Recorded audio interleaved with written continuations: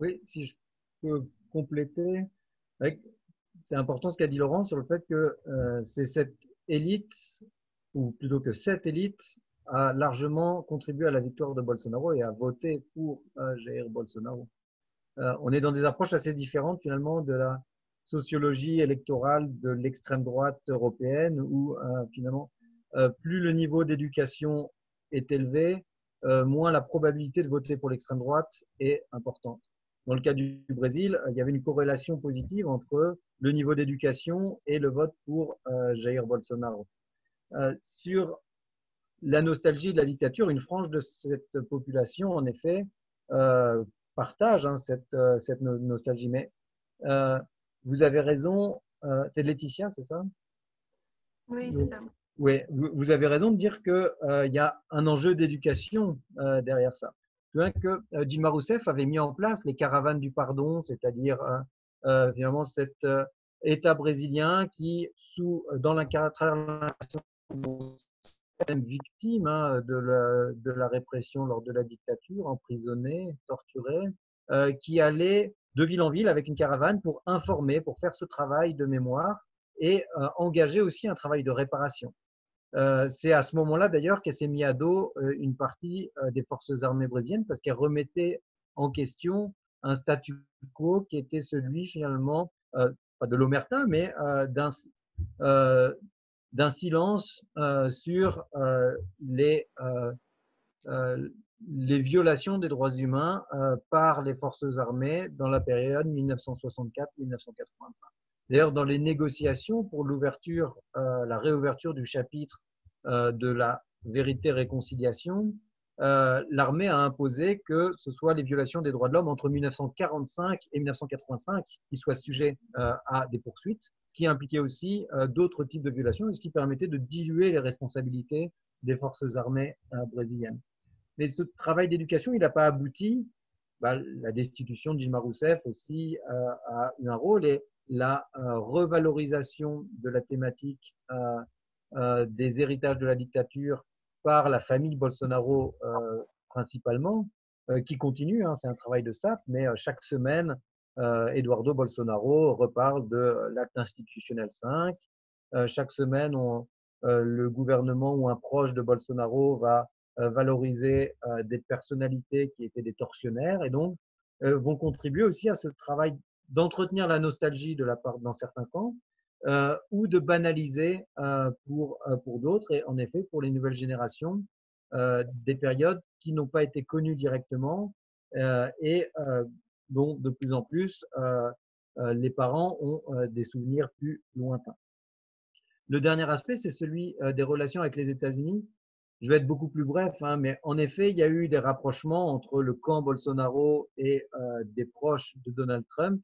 Je dirais que Bolsonaro a beaucoup plus besoin de Trump que la réciproque. C'est-à-dire que autant les élections américaines qui approchent sont très importantes pour Jair Bolsonaro parce que si les États-Unis passent du côté démocrate, ça va être très dur pour Bolsonaro de maintenir son axe de politique internationale parce qu'il s'est rendu très dépendant des États-Unis. Autant si Bolsonaro tombe demain, Donald Trump n'en a pas grand-chose à faire finalement. C'est un allié de circonstance, mais c'est pas un gros problème pour Trump. C'est pas un allié si important que ça pour Donald Trump. Donc on a une relation beaucoup plus asymétrique que ce que voudrait croire le camp du président de la République du Brésil. Merci. Je pense que Gracienne voulait poser une question. Juste parce que j'ai cru comprendre, mais j'ai dû sûrement mal comprendre, Frédéric, que vous avez dit que plus on est instruit, plus on vote pour Bolsonaro. Je pense que c'est plus on a d'argent, on vote pour Bolsonaro, pas plus on est instruit. Il y a les deux en fait. Il y a les corrélations voilà, du mais il y niveau a un jeu des deux. Et du niveau d'études en fait. Après, le niveau d'études, c'est toujours mesuré en termes de secondaire, supérieur ou enseignement basique. Sans distinction finalement entre les types d'études, est-ce que c'est dans des universités privées ou publiques ou quelles sont les catégories. Et en effet, il faudrait affiner un petit peu. Voilà. Mais on a les deux en fait. Que ça, ouais. Mais si je peux me permettre, c'est vrai que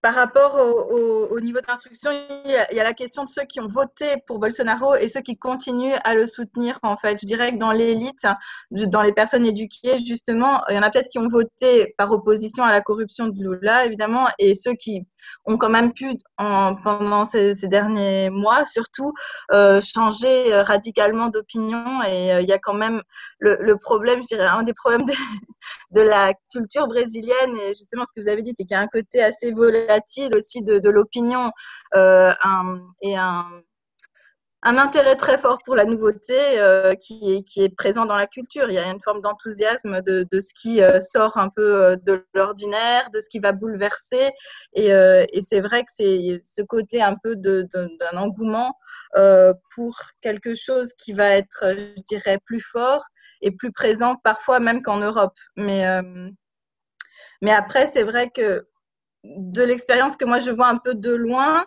j'ai l'impression que voilà, même au sein des familles, de certaines familles de l'élite, il y a vraiment des personnes qui ne se parlent plus, qui a un vrai déchirement, voilà, même au niveau de ceux qui peuvent potentiellement mener à des réflexions plus fortes, même sur le plan politique. Mais c'est vrai que voilà, il y a un peu un déchirement, et c'est vrai que par rapport à ce qui a été dit, sur les rapprochements par rapport aux États-Unis et à l'Europe, mais c'est vrai il y a derrière tout ça la question au niveau idéologique, toujours un peu cette tension entre vouloir se rapprocher d'une société très individualiste, qui est propre aussi, voilà, aux États-Unis, et une sorte de fascination pour le modèle américain, et d'un autre côté, voilà, la nostalgie aussi d'un passé, voilà, d'une certaine élite liée à l'Europe. Et ça, c'est quelque chose qui est présent au Brésil, au sein de ces élites. Et pourquoi je dis ça? C'est parce que oui, disons qu'au niveau politique, pour le moment encore, c'est vrai que souvent, ce sont ces élites parfois qui peuvent encore réussir à faire bouger les choses, même si le peuple, on l'espère, va pouvoir aussi avoir une société civile plus forte. C'est vrai que cette tradition de faire monter la voix de la société civile au niveau des populations plus défavorisées, c'est quelque chose d'assez récent dans l'histoire du Brésil. Et comme c'est un des derniers pays à avoir aboli l'esclavage aussi, il y a, disons que ce côté de tradition de faire porter la voix du peuple est quelque chose en devenir. Et je crois que c'est là-dessus, il y a aussi cette question de est-ce que un gouvernement comme celui de Bolsonaro, voilà, ne tire pas un réel intérêt à ce que les populations plus pauvres restent le moins éduquées possible, et quelque part ne contestent pas ce que fera le gouvernement, et reste un petit peu passif.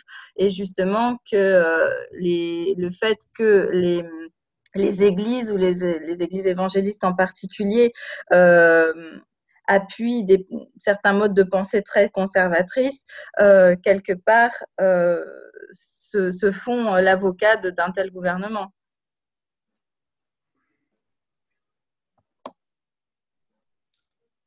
Si je peux juste évoquer, il y a plusieurs aspects qui ont été évoqués, on ne va pas rebondir sur tout, mais à mon avis, il ne faut pas non plus surestimer la volatilité de l'électorat brésilien. Je trouve qu'il y a un fort alignement de cet électorat depuis 2006, avec des camps et une polarisation, bien sûr, ça s'est structuré. Vous parlez de cette polarisation au niveau intrafamilial, dans les familles. On l'a vu avant Bolsonaro, sur les questions du Zika, de l'avortement, sur les questions de société. Il y a eu des déchirements au sein des familles brésiliennes. Même si certains Brésiliens me disaient on a tous un oncle Bolsonaro et on a tous finalement quelqu'un qui ressemble à Bolsonaro dans notre famille. On en est fier, on n'en est pas fier, ça divise, mais il y a une certaine familiarité. Mais au niveau de la société, il y a finalement cet ancrage assez fort des électorats.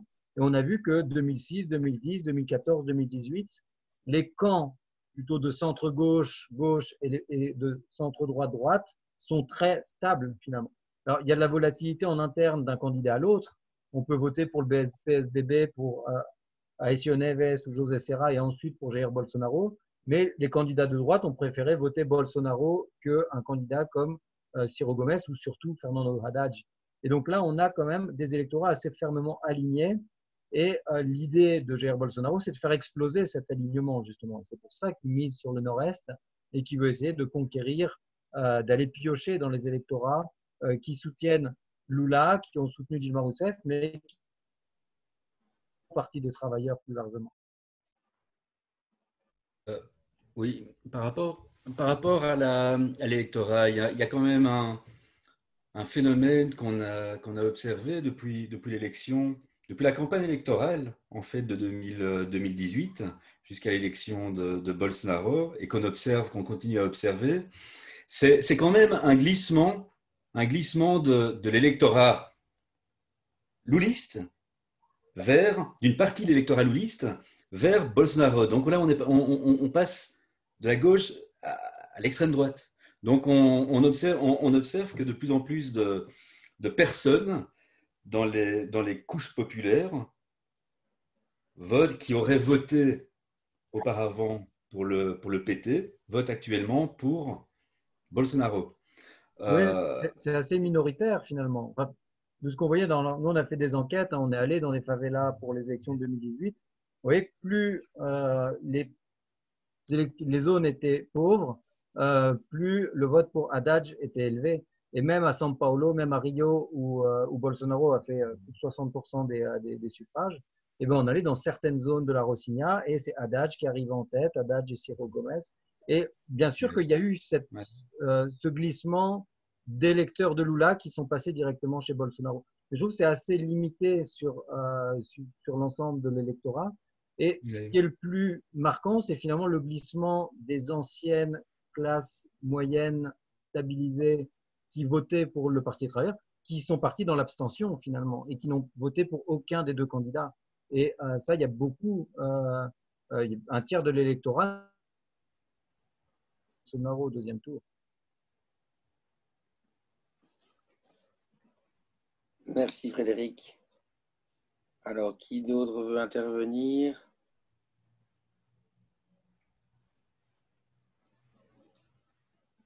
Allez-y, c'est le moment d'intervenir. Si vous avez des questions ou des commentaires, vous pouvez mettre votre caméra et me faire signe et je vous donne la parole. Patrick, vous voulez intervenir? Bon, je veux ce micro. Voilà, vous avez la parole. Ah non, vous pouvez prendre la parole si vous voulez. Non. Voilà. Vous m'entendez? Oui, oui, on vous entend. Voilà. Je suis toujours. Non, on ne vous entend pas. Attendez, je vais voir ce que je peux faire. Allez-y, parlez. Oui, vous m'entendez? Ah, c'est mieux. Allez-y. Ah oui. Je vais peut-être couper mon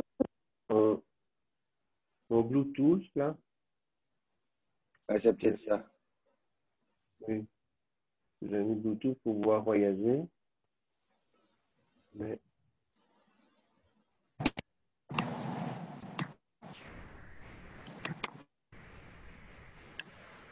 Ça va, vous m'entendez mieux? Ah oui, beaucoup mieux. Ah oui, oui, c'est... Ouais. Bon, je suis toujours assez perplexe pour bien comprendre les rapports de pouvoir au Brésil. Et je viens parfois avec les mêmes questions, en fait.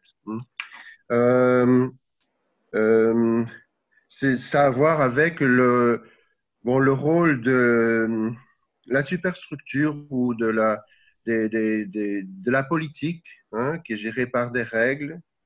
Et puis, il y a le jeu médiatique qui a pris plus d'importance aujourd'hui. Et il y a l'infrastructure, si vous voulez, il y a les pouvoirs qui sont derrière.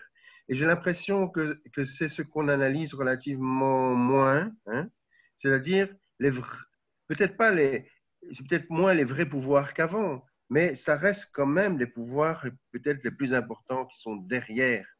Et alors, c'est important qu'on parle de l'armée, même si on parle de l'armée qui est autour de Bolsonaro, comme en disant bien qu'elle est hétérogène, qu'il y a aussi d'autres positions dans l'armée. Mais ça, justement, c'est très important de le savoir, plus que ça.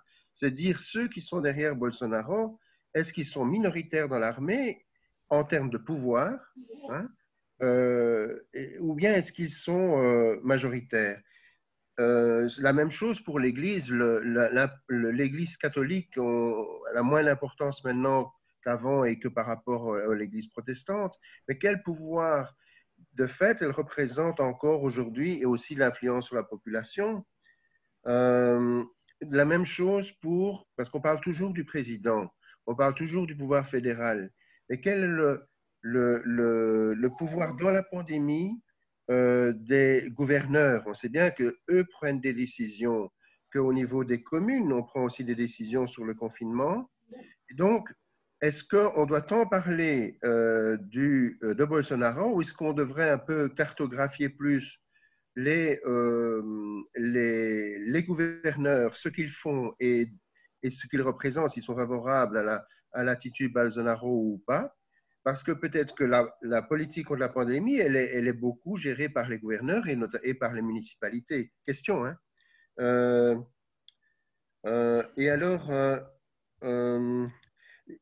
justement, j'aurais voulu voir si vous avez des informations sur la vision des intérêts économiques aussi hétérogènes. Hein, les possédants, c'est aussi hétérogène. Les intérêts économiques qui ont le plus de pouvoir sont derrière le pouvoir actuel aussi d'une certaine manière. Et eux, ils n'ont pas, j'ai l'impression, ils n'ont pas intérêt à ce que l'épidémie prenne autant d'ampleur qu'est-ce qu'elle a pris maintenant, dans le sens où quand on voit l'accroissement des contaminations maintenant, ça risque de durer encore très longtemps, hein, parce qu'il faut encore décroître les contaminations. On l'a vu chez nous ici. Alors, on n'est pas encore à autant de morts par 1000 habitants qu'en Belgique, par million d'habitants qu'en Belgique. Hein, il faut bien relativiser par rapport aux chiffres. J'ai fait les calculs tout à l'heure. Mais en termes de nombre de contaminations par jour, là, c'est vraiment énorme, hein, par rapport à 100 000 habitants. Et donc je me dis que les intérêts économiques n'ont pas intérêt à ce que cette gestion de la crise soit si lamentable. Donc, et d'autre part, je me demandais, quel est, à votre avis, parce que les réactions de la gauche, on entend, on le voit par diverses informations, mais avoir une vision plus globale, est-ce que la réaction de la gauche politique, mais aussi des mouvements sociaux, est-ce qu'elle a évolué depuis la pandémie? Est-ce qu'il y a une stratégie? Est-ce qu'il y a plus d'alliances? Finalement, ce que je voudrais savoir, pour résumer davantage, et que je cherche c'est comprendre qu'est-ce qui est vraiment, qu'est-ce qui se trame réellement. C'est pour ça que m'intéressent les pouvoirs réels qui sont derrière ou les pouvoirs dont on parle moins. Et quelles sont les perspectives? Est-ce qu'on peut avoir des perspectives plus positives qu'avant ou moins positives qu'avant du fait de la pandémie? Et notamment, bon, alors là, c'est peut-être peut-être un petit bout de la lorgnette, mais suite les prochaines élections qui vont avoir lieu, est-ce que ça va changer quelque chose ou pas? Voilà, une partie de mes questionnements. Pour réagir rapidement, donc le sondage dont a parlé Frédéric montre aussi que pratiquement la moitié des Brésiliens jugent que Bolsonaro n'est en rien responsable dans l'épidémie. Donc ça, c'est des chiffres qui doivent amener à la réflexion quand même. Pire encore, à peine 10% des gens considèrent qu'il est le principal responsable. Donc c'est assez inquiétant. En fait, ça montre un peu la manière dont la perception de la population, d'une grosse partie de la population, est très différente de la nôtre. Ça montre que le jugement est complètement différent. Ça montre aussi l'impact qu'a eu ces campagnes de désinformation ou d'information biaisée qui ont été lancées, et ça depuis des années. Donc, c'est un peu le résultat de cette propagande, entre guillemets. Et ce n'est pas étonnant dans une société où pratiquement plus de 70% de la population est considérée comme analphabète fonctionnel. Donc, il y a une réception il y a une perception de la réalité qui est assez biaisée. Alors, concernant les milieux, le monde économique. Alors, je pense que le monde économique est très, très divisé parce que les perspectives ne sont pas glorieuses, hein. Les perspectives économiques. Le Brésil connaît un processus de désinvestissement massif au niveau économique. Les investisseurs ont tendance à fuir le pays. Par rapport à la politique amazonienne, plusieurs fonds d'investissement ont retiré leur soutien, notamment. Du coup, pour certains milieux économiques brésiliens, là, ça commence à sentir mauvais. Et je pense que ces milieux, ce n'est pas complètement homogène, commencent à s'inquiéter donc du cours des choses au Brésil. En revanche, certains secteurs, notamment liés à l'agrobusiness, conservent complètement leur soutien par rapport leur soutien à Bolsonaro. Alors, par rapport à l'Église catholique, alors c'est intéressant l'évolution de l'Église catholique, hein, et notamment son rôle dans la militance à gauche. L'Église catholique, à partir des années 60, fin 70, début 80, a joué un rôle extrêmement important dans la connexion des idées de gauche et du milieu populaire. Donc, ils ont introduit grâce aux communautés ecclésiales de base, notamment, donc il y avait un vaste réseau d'éducation populaire, de communautés ecclésiales de base qui a introduit dans les secteurs populaires une vision du changement sociétal. Ces églises ont joué un rôle majeur, l'Église catholique en particulier, dans la conscientisation, notamment basée sur les théories de Paulo Freire, hein, la conscientisation d'une grande partie de la population dans les secteurs populaires, qui a constitué une grosse partie de la base électorale du PT. Mais ce dont on a assisté ces 30, 40 dernières années, c'est à la dissolution de tous ces réseaux qui jouent un rôle fondamental dans la socialisation politique du peuple brésilien. Or, ces réseaux se sont disloqués.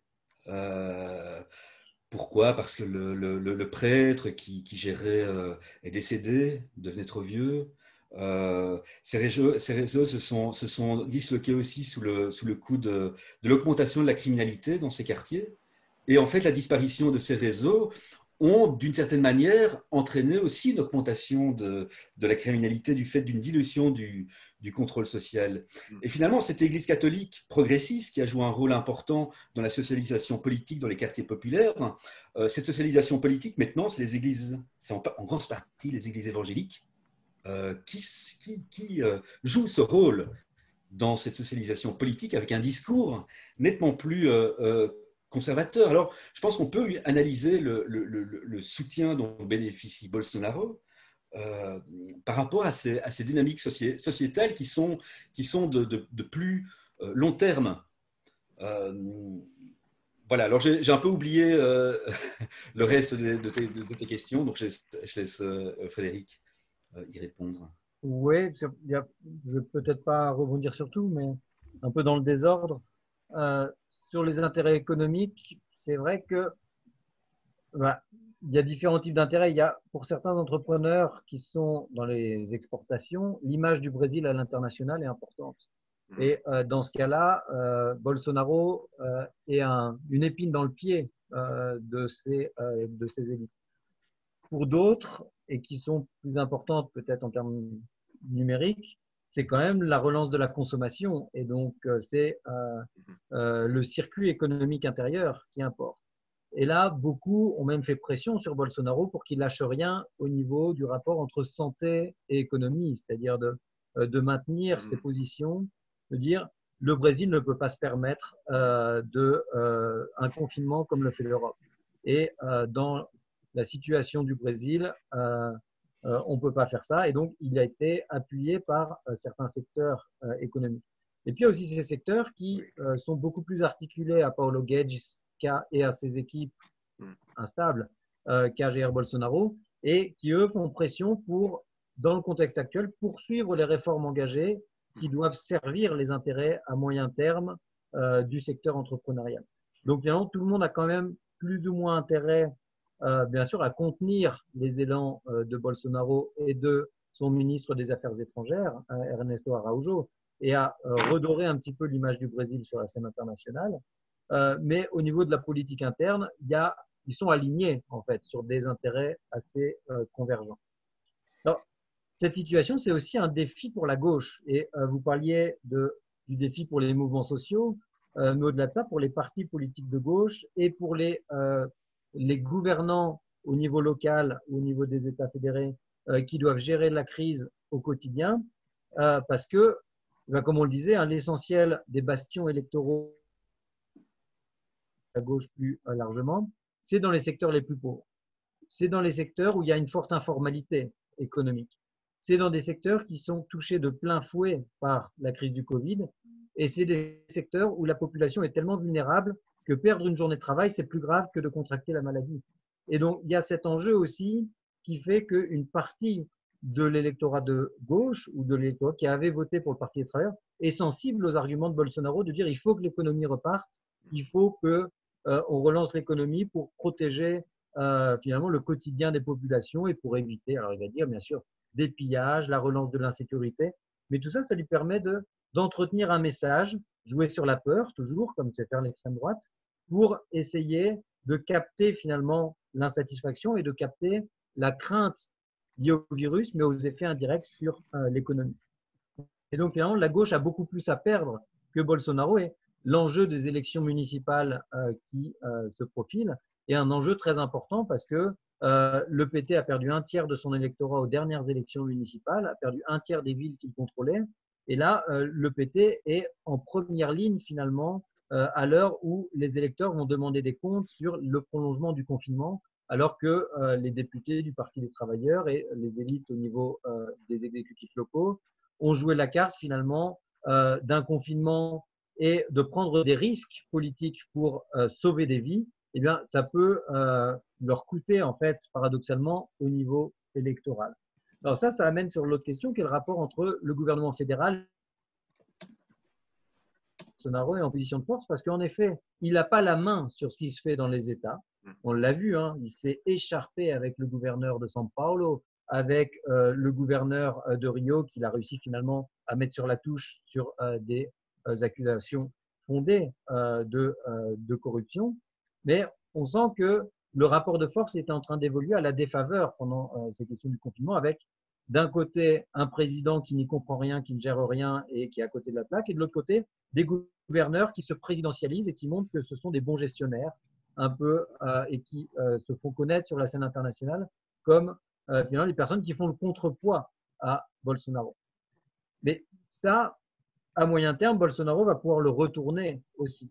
Et finalement, actuellement, les gouverneurs qui lui ont tenu tête sont aussi des gouverneurs, à part peut-être São Paulo, mais qui sont dépendants du niveau fédéral pour des transferts de revenus, et notamment dans le nord-est du Brésil, tous les gouverneurs, tous les États gouvernés par le Parti des travailleurs sont des États qui n'ont pas les moyens finalement d'engager des programmes d'aide pour les populations, ce qui fait que le nord-est est très dépendant finalement de la redistribution fédérale, alors qu'un gouvernement comme São Paulo peut prendre des mesures plus puissantes, peut jouer sur d'autres types de mesures pour essayer de compenser.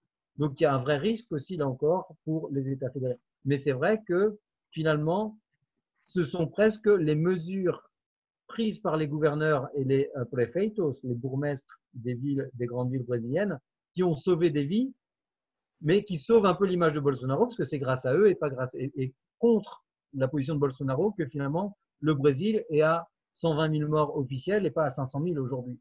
Et donc, Bolsonaro n'est pas responsabilisé pour les 100 000 morts grâce à la bonne gestion, à la responsabilité des autres niveaux de pouvoir. et il peut ensuite en tirer d'autres bénéfices. Donc, c'est un jeu encore toujours gagnant pour lui. Il prend jamais de risque pour sa popularité personnelle. Alors, merci Frédéric. J'ai une petite question ici d'Eliane qui m'a envoyé un petit message parce qu'il y a beaucoup de bruit chez elle. Donc, je pose la question, je lis la question. Donc, savoir si vous étiez donc, tous les deux au courant d'une nouvelle qui a révélé que le FBI a participé à l'affaire Lava-Ratos, la chasse aux corrompus, par le juge qui a condamné Lula. Est-ce que vous êtes au courant de cela? Non.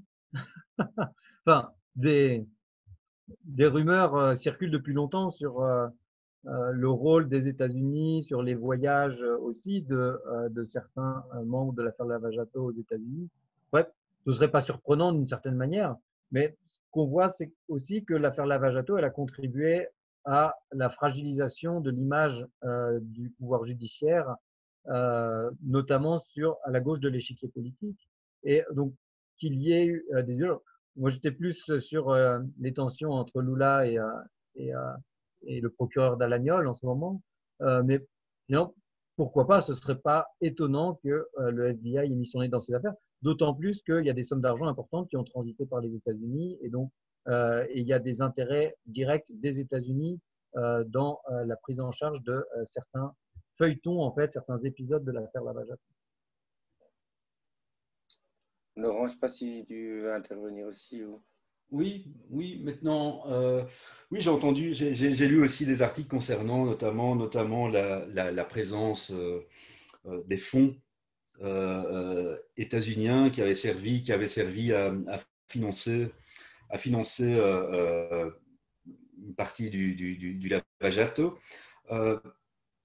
Maintenant, je pense que il ne faut pas voir dans ce qui s'est passé, en tout cas dans la campagne qui a été la campagne judiciaire qui a été menée contre les mandataires, essentiellement en grande partie du PT. Il ne faut pas voir uniquement la main des États-Unis, comme quoi les États-Unis auraient manipulé l'essentiel de l'affaire. D'une certaine manière, c'est une manière d'extérioriser des éléments en fait qui sont finalement très nationaux et qui ont pour centre, j'ai l'impression, plutôt des conflits à la fois politiques et entre groupes sociaux nationaux. Donc, je ne pense pas qu'il faut voir non plus les États-Unis comme le marionnettiste de tout ce qui s'est passé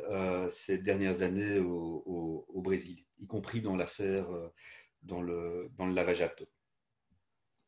Ok, merci Laurent. Alors, il y a Gracienne qui demande si on pourrait un peu dire un mot sur les médias, le rôle des médias dans tout ça.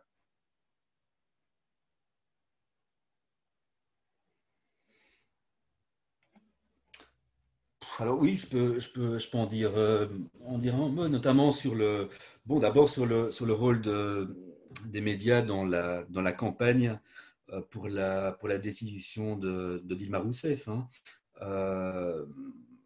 Lorsqu'il y a eu la grande vague de manifestations pour demander la chute, la décision de la présidence, donc on a vu la plupart des grands médias brésiliens, en tout cas les médias papier, que ce soit la Folha de São Paulo ou les Estadão de São Paulo, s'aligner sur les positions des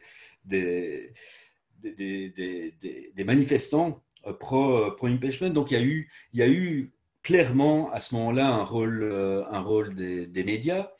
La plupart des médias ont soutenu aussi, ces grands médias ne soutenaient pas trop au départ Bolsonaro, donc ils soutenaient essentiellement d'autres candidats, donc réputés les candidats des couches de l'élite brésilienne, mais qui n'ont pas décollé dans les sondages. Donc se sont rabattus sur un soutien à Bolsonaro. Et puis il y avait des chaînes comme Record, qui est une chaîne évangélique, qui soutenait essentiellement Bolsonaro. Mais je trouve que le rôle des réseaux sociaux a été nettement plus fondamental dans l'élection de Bolsonaro, les groupes WhatsApp, etc., que les grands médias traditionnels.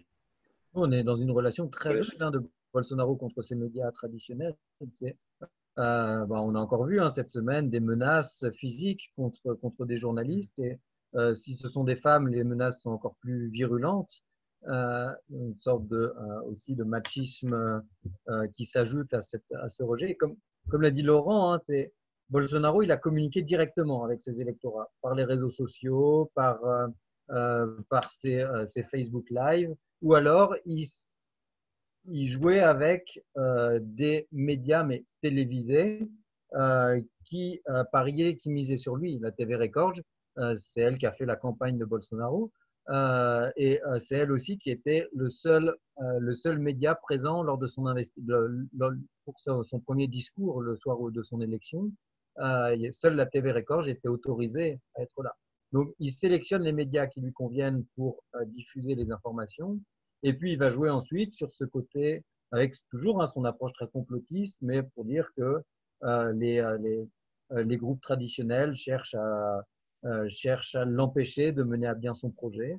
Et il va s'attaquer à tout type de médias qui fait interférence finalement dans sa relation directe avec son électorat ou avec ses cibles politiques.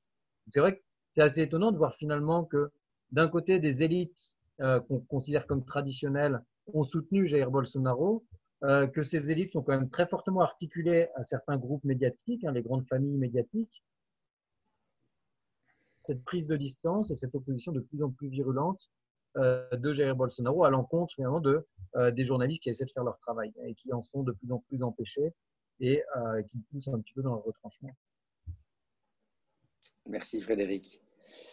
Alors, s'il y a encore d'autres avis, d'autres questions, n'hésitez pas. Oui, Eliane, je vais vous donner la parole. Désolée, ce n'est pas vraiment une question, c'est pour m'excuser à vous tous, les participants et les professeurs. Merci, Monsieur Hollande, mais je dois vous laisser. D'accord, merci à vous. Désolée, je vais regarder la vidéo sur Facebook. Tout sera là, donc la partie que j'avais ratée, je vais la récupérer après. Ça sera de toute façon mis sur notre page Facebook, sur notre site internet et apparemment sur le CETRI aussi, site du CETRI. Donc voilà, vous aurez tout. Ne vous inquiétez pas.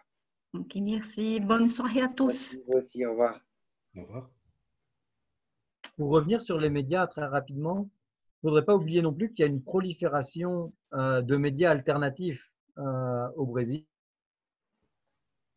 comme dans l'autre, entre guillemets. C'est-à-dire que sous Lula, il y a de nombreux médias qui ont été créés, qui font un travail parfois d'investigation et qui font un traitement médiatique qui fait respirer finalement le paysage médiatique et qui souvent se retrouve à travers Internet. Ça peut être des médias écrits, ça peut être des radios aussi, mais il y a aussi tous ces organes pseudo-médiatiques qui sont contrôlés par la nébuleuse de Jair Bolsonaro et notamment les médias d'extrême droite qui ont été mis en place par Olavo de Carvalho et qui sont de plus en plus puissants et que maintenant d'ailleurs la justice cherche à essayer de contrôler parce que c'est tout ce qu'on dit sur les fake news, finalement, toutes les enquêtes contre les fake news, c'est relayé aussi par ces différents organes pseudo-médiatiques qui cherchent à gagner de la légitimité par finalement des investissements de certaines entreprises et par des financements privés indirects et qui essaient aussi d'inonder finalement l'opinion publique, les Brésiliennes et les Brésiliens, de tout type d'informations très orientées idéologiquement. Alors, merci. Alors voilà, est-ce que vous avez encore une question ou une intervention? J'aurais voulu poser une question sur en fait le financement de la santé au Brésil et l'évolution du système de taxation des impôts en fait, savoir voilà si c'est plutôt au niveau local. Je sais que la classe moyenne se plaint beaucoup de payer des impôts assez lourds et d'être très très taxée et que voilà il reste quand même des privilèges chez les plus riches qui payent eux peu de taxes. J'imagine que la tendance va aller en s'empirant en ce sens, mais voilà, je voulais savoir un petit peu voilà ce qu'il en était de l'évolution du financement, notamment du secteur de la santé et d'autre part sur le financement des médias indépendants au Brésil. Merci. Alors, c'est un sujet qui peut être assez technique, hein. Je sais pas, il y a peut-être des Brésiliens qui le vivent au quotidien et qui peuvent témoigner. Après, le Brésil a un système unique de santé, donc il y a un système de financement, alors qui a ses limites, mais qui permet quand même d'avoir une prise en charge des patients. Et je dirais que le système de santé brésilien est plutôt un atout dans la gestion de la crise sanitaire actuelle. Il y a des gens bien formés dans les hôpitaux, il y a du matériel qui arrive. Alors après, il y a des mauvais choix politiques qui sont faits. Il y a surtout d'importants scandales de détournement de fonds qui sont orientés vers la santé et qui se perdent en route. Et il y a des surfacturations. On a de nombreux secrétaires au niveau étatique, des secrétaires municipaux ou étatiques de la santé, jusqu'à des gouverneurs qui ont été impliqués dans des scandales de corruption liés à des détournements de fonds qui devaient être orientés pour sauver des vies. Ça existe, mais il y a quand même un système de santé et des centaines de milliers de personnes au Brésil qui sont investies au quotidien à 200% pour essayer de prendre en charge les patients, et ce qui a permis aussi de limiter finalement les pertes humaines finalement et de limiter le bilan en termes de morts de la pandémie.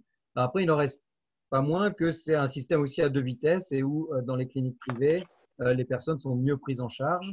Et donc, plus on a de moyens, plus on peut payer, plus on peut bénéficier de soins de santé de bonne qualité. Et finalement, les manifestations qui ont émergé en 2013, hein, qui ont évolué vers la destitution de Dilma et toute l'érosion du modèle louliste de développement, un des éléments centraux, c'était on veut aussi des hôpitaux à la qualité des stades de la FIFA, on veut des investissements publics plus massifs dans le secteur de la santé, on veut de meilleures infrastructures de santé et on ne l'obtient pas.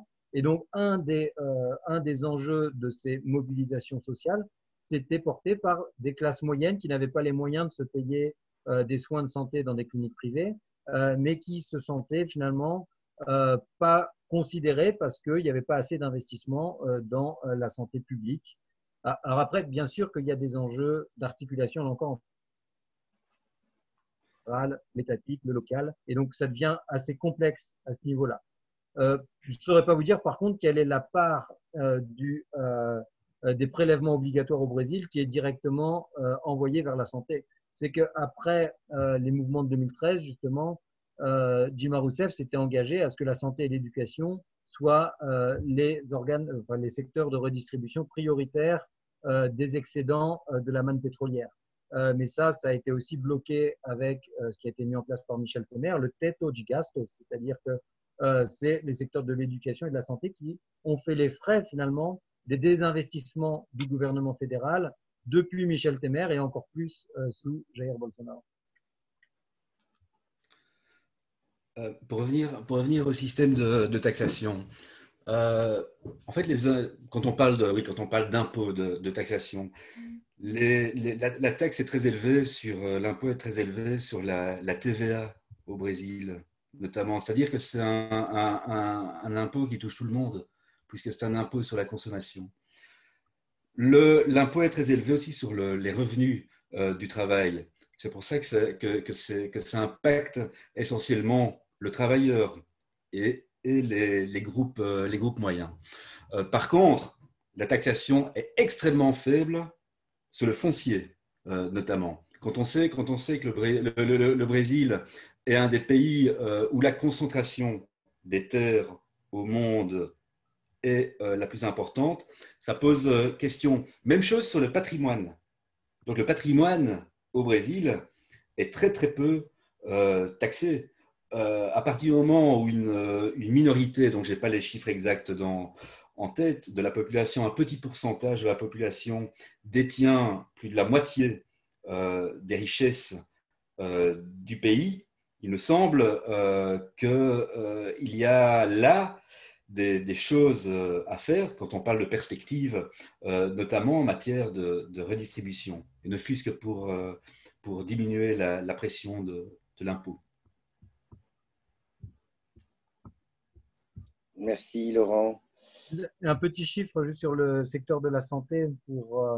Alors, ce n'est pas les redistributions des impôts, mais c'est le pourcentage du PIB qui est orienté vers le secteur de la santé. Donc, ça a augmenté entre 2005 et 2016 au Brésil, mais jusqu'à un niveau de un peu plus de 10% du PIB. La moyenne latino-américaine est autour de 13%. Le Costa Rica, par exemple, il y a plus de 25%. Et donc, on a finalement un niveau d'investissement dans le secteur de la santé qui est assez limité au Brésil en comparaison avec les autres pays du continent ou du sous-continent latino-américain. Alors, après, c'est des chiffres qui valent, mais on a eu aussi tous les débats sur finalement les médecins cubains au Brésil, qui auraient été aussi bien utiles dans les zones les plus déshéritées du Brésil pour prendre en charge aussi d'une certaine manière cette crise ou pour contribuer à aider la population brésilienne rurale à affronter la crise du Covid. Personne ne parle finalement de l'extinction finalement de ce programme Médico Sem Fronteira et c'est finalement un militant communiste déguisé en médecin, d'après Bolsonaro, qui venait diffuser finalement cette mauvaise idéologie, entre guillemets, dans les campagnes brésiliennes et à qui on a coupé l'herbe sous le pied peu avant finalement le déclenchement de la pandémie. Merci Frédéric. Voilà, je ne sais pas si encore une dernière question. Là, on va arriver petit à petit, bientôt à la fin de la visioconférence. Donc, voilà, je ne sais pas si encore une dernière intervention ou question du public. Voilà. Bon, je pense qu'on va clôturer la visioconférence. Voilà, je voulais quand même remercier. On était quand même assez nombreux. Je crois qu'on était jusque 17 participants ou 18. Donc, merci à tous d'être venus. Merci à Laurent et à Frédéric qui nous ont proposé des analyses assez pertinentes et intéressantes. Patrick a l'air d'acquiescer. Donc, voilà, merci à tous. Voilà, je vous souhaite une bonne soirée. Donc, les prochaines conférences, on vous tiendra au courant soit par le site de la Maison d'Amérique latine ou notre page Facebook. La promo sera faite. Maintenant, on ne sait toujours pas si à partir du mois de septembre, fin septembre, on fera des conférences en présentiel ou toujours en visioconférence. Évidemment, c'est toujours l'inconnu. On vous tiendra au courant de toute façon. Voilà. Merci à tous et très bonne soirée et à bientôt. Merci Laurent, merci Frédéric. Merci Sébastien pour l'organisation. Avec plaisir. À bientôt. Merci, au revoir. Bonne soirée à tout le monde. Bonne soirée. Oui.